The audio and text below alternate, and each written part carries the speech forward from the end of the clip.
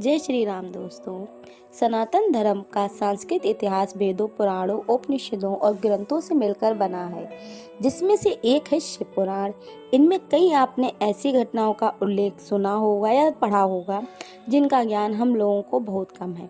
शिव पुराण में एक ऐसी भी पौराणिक कथा का वर्णन है जिसमें कहा गया है कि माता पार्वती और माता शिव की कार्तिकेय और गणेश के अलावा भी और संतानें थे। उन संतानों की उत्पत्ति कैसे हुई, कहाँ हुई और इनकी पूजा कहाँ होती है, इनकी मान्यता क्या है, इनके विषय में जानते हैं। आपको यह जानकारी जानने के लिए मेरे वीडियो को दोस्तों अंत तक जरूर देखना होगा।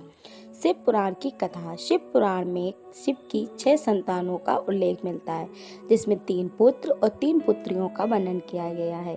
भगवान गणेश और कार्तिकेय के बारे में तो सभी जानते हैं, लेकिन इसके अलावा भी भगवान शिव की 3 पुत्रियां थी और 1 पुत्र था, जिनका जीवन परिचय कुछ इस तरीके से है।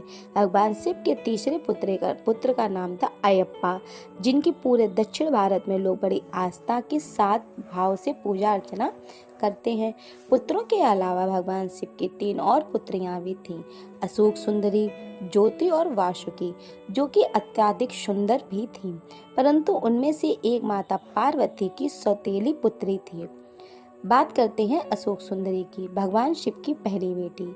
कहा जाता है भगवान शिव और देवी पार्वती की पहली पुत्री अशोक सुंदरी का जन्म मां पार्वती के अपने अकेलेपन को दूर करने के लिए कहा था, क्योंकि अशोक सुंदरी देवी पार्वती को अकेलेपन को शोक खत्म करने के लिए पुत्री रूप के उनके जीवन में आई थी, इसीलिए उनका नाम अशोक पड़ा।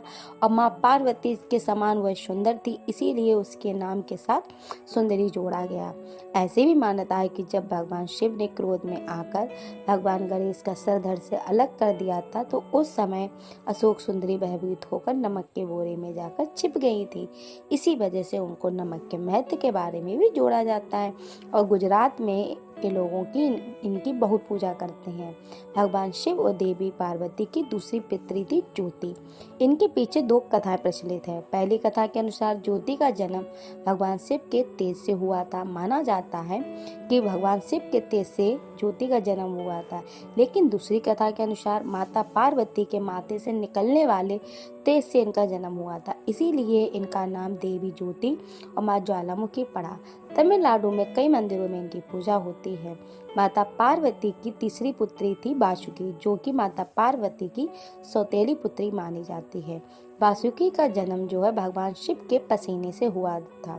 कहा जाता है कि जब एक बार भगवान शिव का पसीना क्रतु यानी शापों की देवी की प्रतिमा को छू गया था, तो उसी से जिससे वासुकी का जन्म हुआ, इसीलिए उन्हें शिवपुत्री भी कहा जाता है।